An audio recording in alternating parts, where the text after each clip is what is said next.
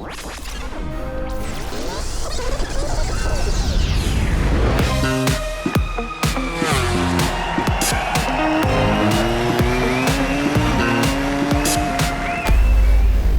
hello and welcome to the MotoGP podcast, Last on the Brakes. This week is another feature, of course, as the name suggests, and we have the pleasure of the company of Tom Lthi. Hello. The Swiss with rider. the finest English on the Moto2 Yeah. That's You're the overrated thing. Thank you. So It's very true. And we're here in Qatar recording this. Obviously, a bit of a dramatic start to this week. And now, no pressure on you guys, but it needs to be a great show, hey? the main event. How does it feel? Yeah, it's special. It's a little bit weird even for us, But anyway, I'm happy, first of all, really, that we can race here. We prepared hard, as well as the MotoGP class, I know. But the situation is quite difficult. But yeah, I know we are now mainstream, let's say. Yeah, here. exactly. All eyes on you guys. But anyway, it doesn't change nothing. We just have to do our job. I got a bit of an issue with you, Tom, because in pre-season testing at Jerez, the first day I came up to you and I said, Tom, you don't tend to worry about these one-off fast laps in testing. You tend to take it quite chill. And then by the end of that test, you decided to break the unofficial lap record. What's up? Yeah, but more or less nobody got that anyway. So. No, it's true. It's true. No, it was a really, really good test out in Jerez. I was really happy with that. Yeah, I bet. We really start to work with the new bike. We even compared the old to the new 1920, and it was very interesting. We worked really in a good direction. I went faster. The pace was always good. Clearly. And then in the end, sure, I wanted to try also to see what's coming out of this soft tire. It was not really the goal to set the fastest lap time there. Really, I didn't care about that. You mean you didn't think of me on that outlap? Saying, Tom, you don't care about these fast laps. And you're like, I'm going to show him. I was just going, no, really. I'm sorry, but I was not thinking of you. It's fine. You just made me look a bit personal. stupid. But, Okay, well, that segues into our first question, Does because actually. we have done a little bit of prep here. We're professionals. So obviously, like we said, we're heading into another Moto2 season. And I think it's fair to say, given your record, that everyone will expect you to be a title challenger and challenging at the front. I'm sorry, that's just the pressure of having been very excellent for such a long time. Is that how you see yourself? Do you go into a year being like, okay, well, this year, like aiming at the title or aiming for wins, or do you genuinely reset every off season and then just see how the dice kind of fall? No, I mean, to answer that question, I have to look a little bit back. And I started in the Intact GP team last year. We were new together. We had to understand how the team works. The team had to understand how I work. We have to build up something. And now into this year, it was a strong season last year already. You say like we had to build it up, but you did nearly win this race last year. Yeah, but it came a little bit not really expected, I was struggling a bit even during the race weekend, during the test and the race weekend. And then in the race, really found something. Setup of the bike, I found some confidence, and then I was competitive in the race. So yeah, it was a good race. But anyway, we had to start to work together throughout the year, and it takes some time to understand what it needs to be really playing up in front. And now into this year, it stayed all the same. So we stick the same crew, same people around me, and we know each other already. And I think this is something really positive, and I really hope that I can put that into results. So my goal is absolutely play with the guys up in front. And that's it's not often actually we end up hearing that. Normally the go-to thing the rider says, I'm going to be fighting for the podium, but you're here to win this year. No question about it, right? It's not only thinking about winning or put the result in the mind. Sure, it's really do the job, focusing on the job and be prepared. But I can say the winter preparation for myself physically was good. Mentally, I'm ready. And as I just explained with the team, everything is good, everything is well. It's everything there. So if I would say no, I don't want to win the race. I don't want to win this championship. I would lie, So sure, I want to really play up there in front, and I think we have everything. We just need to do our job and do it as good as possible. That's it. Same with podcast hosts. Yeah, exactly. So okay, let's rewind then. Now we'll go back to Tom Lthi, back in your native Switzerland. Now, Switzerland, we actually have some good representation in this paddock for the Swiss, but it's not really a motorsport traditional country in a lot of ways. legally Yeah, or that's a problem. culturally. This is getting So political. you've got you there, obviously, and then like the likes of Sauber, also a little bit of representation there with our friends on four wheels.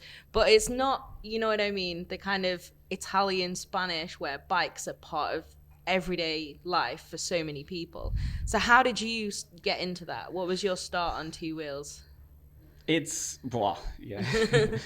it's actually quite a long story, but yeah, I started early already. We've got time. My father was racing as well, national championship, and it was maybe already a little bit in blood, you know. So I had this inside of me already, and it was a big passion from beginning, and it's still, you know. But I would not say Switzerland is not about bike. I mean, bikes on the road. The people, many people are riding bikes on the road. We just don't have this racetrack like And other you have countries amazing have. roads. Yeah, exactly. We have But with very strict speed mountains, limits. mountains to go over with the bike, you know. So it's really a nice country for that. But we don't have that racetrack, and for racing, it's a little bit special. Yeah. Also, my way to go into the World Championship was a special way, and maybe not the easy way, you know. But finally, I could make it, and I think it showed as well to younger people, younger riders in Switzerland that it's possible. Yeah, we've seen in every country how important it is to have representation, even just to make a kid believe, like, no, actually, this can go somewhere. Like, if you work hard at it and commit to it. Absolutely. So. Well, yeah, I saw you in the paddock over the test over here the last couple of weeks. You're always talking with Jason de Pasquier as well. Did you know him before he came to the World Championship, or has he just sort of said, "Hi, Tom"? No, I know him. I knew him before. Yeah, absolutely. He's a really good guy.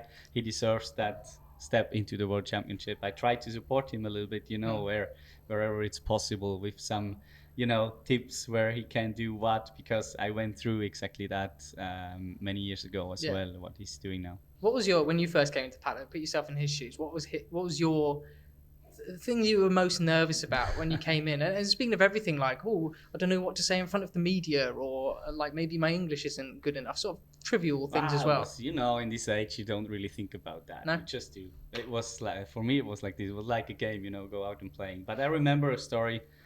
It's quite funny. I was in German Championship and European Championship at the time. I was winning races, so I thought, yeah, I'm not too bad, you know. I'm somebody. I'm all right. So I came to the Saxon Ring for the first wildcard, and I remember really well FP1. I went out on the track, all good, and then down in the Omega, and there was Manuel Pocciali at this time. He was really leading the class.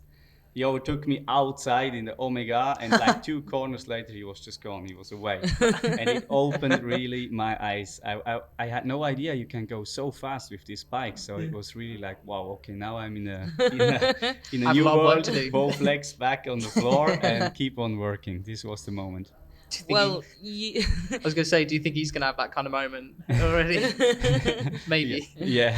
I guess it happens to all of you, right? At some point. I think it's quite important. I think anyway in life to have this, you know, sometimes to see the opposite or see all the situation a little bit from further back, to understand where you are, what you do, and then you can go on.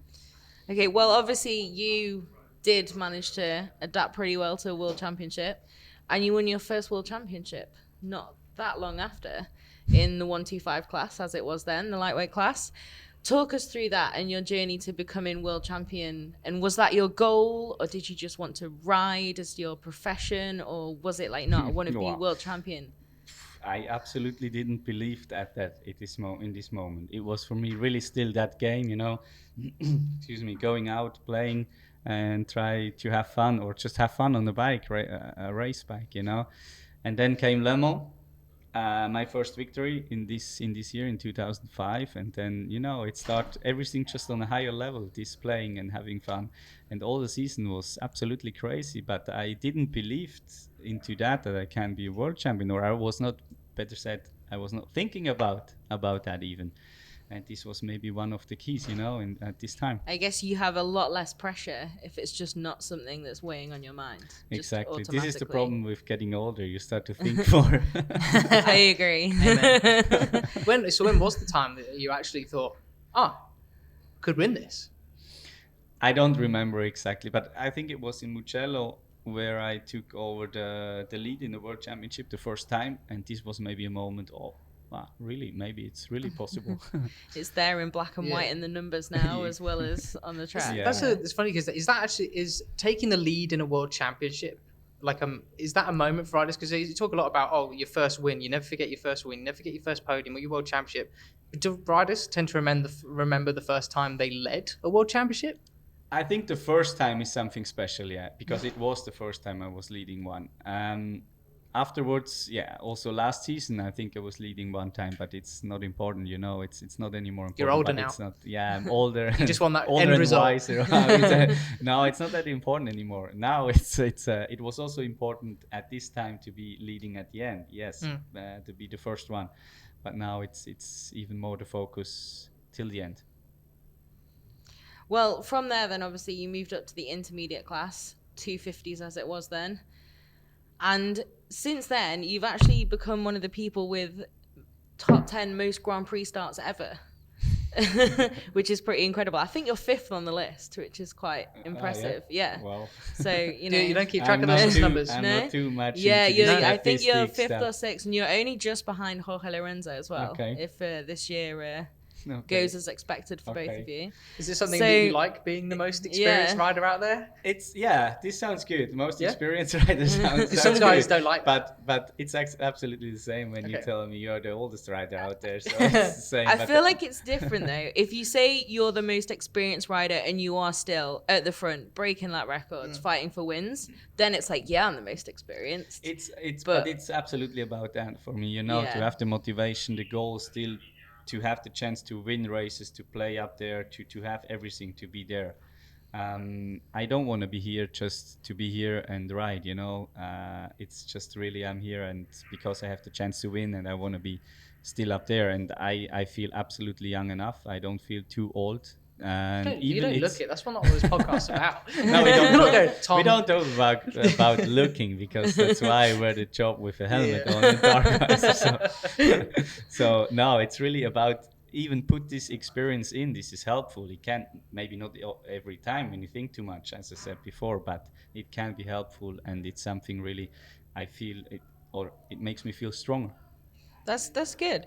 But obviously, okay, so when you made your debut in the 250 class, back when you didn't have any experience at all, how did that feel when obviously you've become world champion, you're moving on to the next stage? How does that change how you're thinking about it? Because now it's like, it's real now. It's like, I've moved up another step on the ladder. I'm a world champion. How do your expectations change, and how was that experience of adapting to a bigger bike? It was very special to me, and absolutely new, not just because of the bike, but because of all the team. It was really like a factory setup at this time. 2 bikes, many people working, very big. In the 1 to 5, when we became world champion, we were like 4 or 5 people. We were really, really small, fighting against the big factory KTM. It was really, really.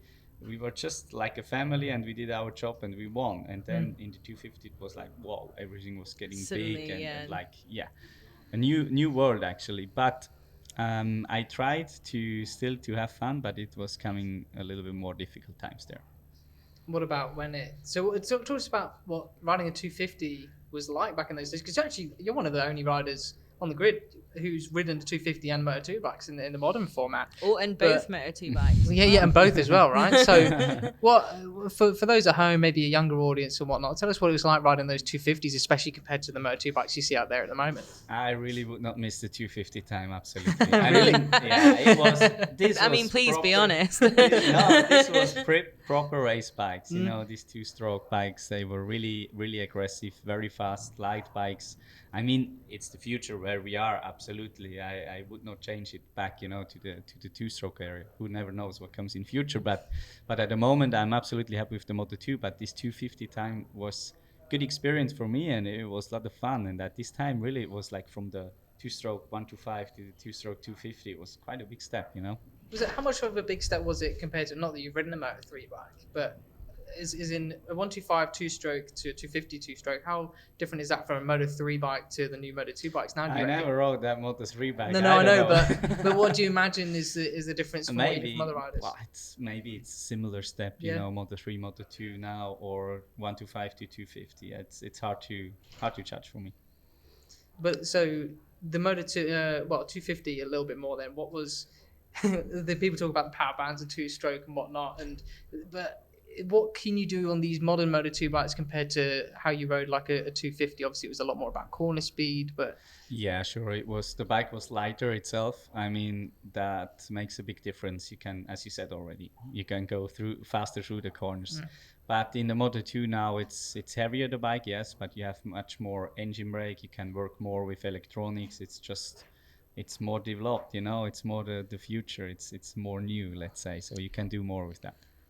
So let's talk about then from 250s to Moto2, the previous iteration and engine supplier of Moto2. How was that change for you? And what were you feeling at that time in your career? Because I imagine like all riders want to get to the Premier class, but you've also been such a consistent front runner in the intermediate class. Always, one of those guys up there. How does that feel? And what about motivation in that situation? Like you said, you're here because you want to win and compete at the front. But as well, have you been happy like doing that season after season in the intermediate class and showing what you've got there? Yeah, I mean, at this time when the Moto2 came in 2010, it was some change for me, so something new, some fresh wind, and it was very positive at this time. I really absolutely needed this change. So it was not a class change, but it was still some change, something new motivation. That was good. And then it was many years, absolutely, yeah, but it was not every year the same. So I had different teams, different bikes, and it was always some challenge there. But yes, the dream was there to be a MotoGP rider one day. yeah, well, okay, well that leads us on perfectly. Thank you, Tom.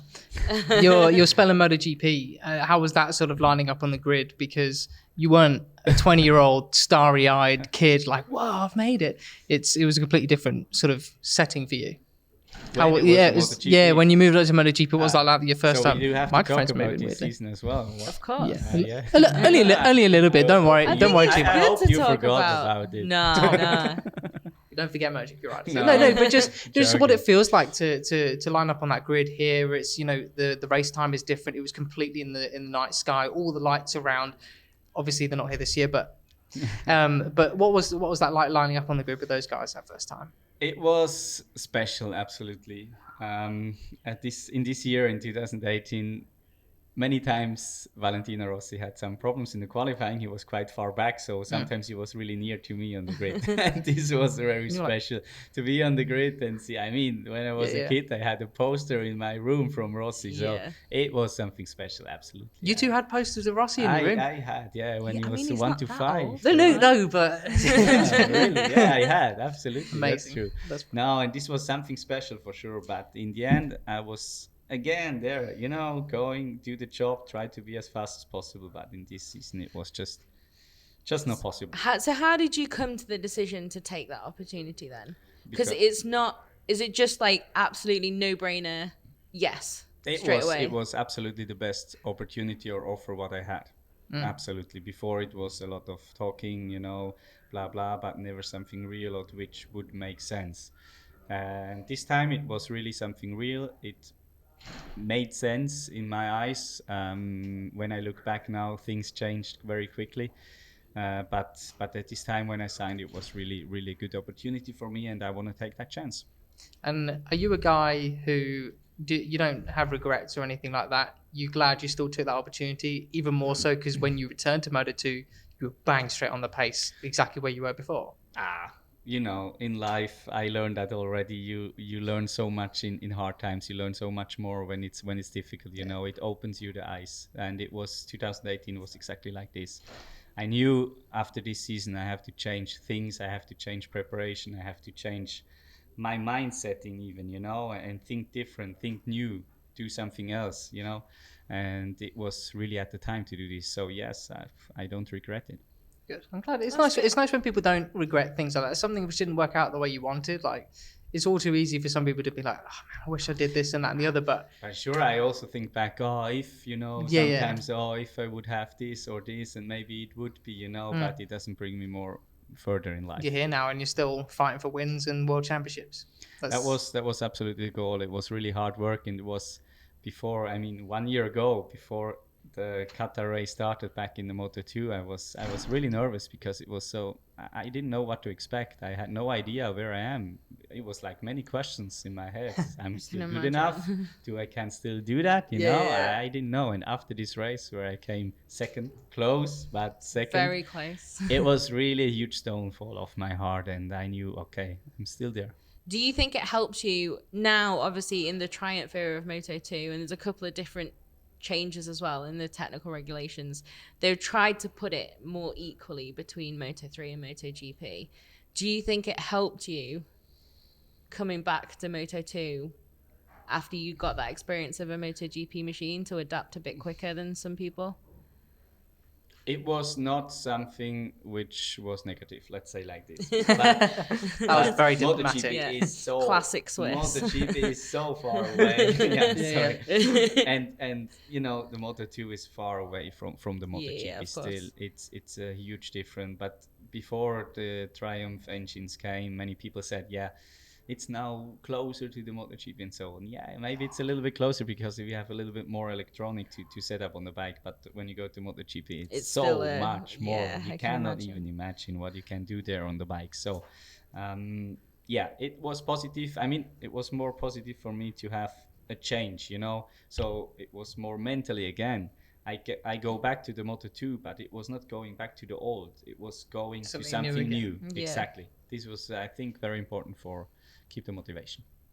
Well, appreciate that very much. I think it's probably time we have to move on to the Kenwood. Well, wait first. We need to ask about this year a little bit. Well, we did. I was thinking we did talk about that a little bit at the beginning, but yes, we can do that. Actually, I was going to just, because then we perfectly segue it up to right now. Yeah, that's a good point, actually. Let's do that. No problem. Okay. Sorry. I'm not just keeping an eye on times a little bit. That's all. Running away. So, obviously another season now. It's not new. But like we said at the start of the show, it's actually a positive now. You've got experience with your team. And how are you feeling about this season? Are you, like I said, are you set up to try and win this championship? What do you expect on Sunday? How do you feel being the oldest and most experienced out there? Just give us a quick. You ready? You ready for 2020? I'm absolutely ready for 2020. I can say that. I mean, we start here the season, yes. It's an important race, yes, but it's not the only race. So we will have many, many more this year. And we have to stay focused and really think big, think all the race, think all the season. So the championship will not be decided after Qatar here. No. We saw it last year as well with Baldassare. He was really strong in the beginning of the season, and then he started to struggle, as we did as well a little bit, you know, in the summertime. So sure, it's important, sure. I will try to be ready here in Qatar already, but we have many more. And that long game, consistency. Exactly. It's the key, Moto2, you know. You need to be consistent. Not consistent top 10, but consistent top 5. Good, cool. Perfect. Good note to end on, I think, before we go to... Now we're ready for... Kenwood Quickfire. I honestly thought you were about to sing some sort of jingle or something. Then he looked like he was about to do a real podcast. I used to sing it, but we haven't planned it before yet, so I can't just sing something randomly again. I don't think people liked that last time. But yeah, Kenwood Quickfire. So thank you to Kenwood, of course, for sponsoring it. No, I'm not going to show him, but we're doing some word association again with Tom because his English is more than capable, even though he says it isn't. So. We'll say a word, and you have to say the first thing that pops into your head when we say that word. And if it's just black, nothing pops in, I say nothing, okay? Well, we end it and goodbye. That's it. No. You have to try and think of something. We can give you some time to think. Please keep it clean. Yes, keep it clean. Keep it clean. Yep. And how clean? I mean... No swearing. No swearing, preferably, you know... Just sort of a 12A cinema rating would be great. Fran took the liberty of coming up with the words this time. Yeah, it's my fault. The words are great. I haven't seen these yet, so this is quite funny. Okay, so Kenwood Quickfire, let's go. I'll do the first one. Okay. So what do you think when I say the word bike? Moto2. Okay. Swiss. Swiss. Say that, right? It's okay. You set that one up perfectly. Passion. Racing. Marcel Schrotter, teammate. Nothing else? No. Okay. You want to have the details? No. No. We haven't got time anymore, unfortunately. Racing. We're back. We had it already, no? I said that. I'm sorry. We know we had bike. You said racing. Okay, now I say bike. Fine. Winning. It's all about, hard to say, yeah, but it's, or how What to it's all explain. about. What it's all What about. it's all about, it's like, this is the thing we're working for, for that purpose. moment That's the goal. to Yeah. be on top on this day, and now I was the best today. This is that moment. This is a bit of a wild card one. Lipstick. I use every day. Nobody sees. Me too, especially when we're shooting podcasts. Good answer. Hero. Wow, hero. You can say a name. You can also sing the Enrique Iglesias hit if you would like. Oh, that was singing. No, singing better things. not. We leave that. I can say. I'm not sure. Many. Who was your hero growing up? I just just thinking about not only about the sport hero. I think in the sport, yeah, sure, you have heroes in the sport. Like Roger Federer, for example, he's absolutely hero in my eyes. But we have so many more heroes out there, do big things, not only in the sport. But I don't know. I cannot say names. I like that. Challenge. Accepted. Nice. Yes. I could be the What a I'm still here, soundbite. so that's why. Neutral. Neutral. Is that Swiss again? Fran. You actually can't do that. You got both of my slight Switzerland jokes. I'm very impressed. The cheese and the neutral You see, was so- totally. Okay. I can hold back and always. What about snow? Okay, mountain, not go. Switzerland. Nemesis. I don't understand that. Nemesis is your Like your enemy, like your But not rival. necessarily in a bad way. Yeah. Like your biggest rival, like the person that's like, I'm going to beat you. First rule in racing is beat your teammate. Marcel. Controversial. Marcel. There he is. Okay. There he is. Valentino. How you say that? Idol? Mhm. Yeah, he was really. That's cool. Yeah, he's still there. I mean, I was talking about having a poster of him in my room, so this was not just because, Yeah. So, competition. Yeah, it's passion. I like how a lot of these Yeah, it's go connecting, together. right? Yeah. It makes it easier for me, Couple more. Energy. Oh, I don't know the word in English. What's word in Like Swiss? keeping it in Swiss, in German. In the Haushalten. famous Haushalten. Haushalten. You have to. the you have Swiss to- language. Yes. You have to Swiss bring German. your energy over a whole of season. This is, managing Okay. it. Uh-huh. Okay, that's cool. Fear. Fear. I think if you get proper fear from racing or fear from speed or whatever, then it's time to stop if you start to feel that. Okay. Then what about life? The fear. No, last word. Life. Life. Fear in life. as well. Life. I think it's there. Just go out and enjoy it. Oh, what a lovely I note like to finish that. on. Oh, Tom great, Luthi, thank huh? you very much. This has been Thank really you. enjoyable. Yeah. Very funny. Great to get to know you even better. And good luck this weekend. Thank you very much. Yep, have a good race and season. And yeah, thank you very much for coming on and sharing some of your time with us. With pleasure.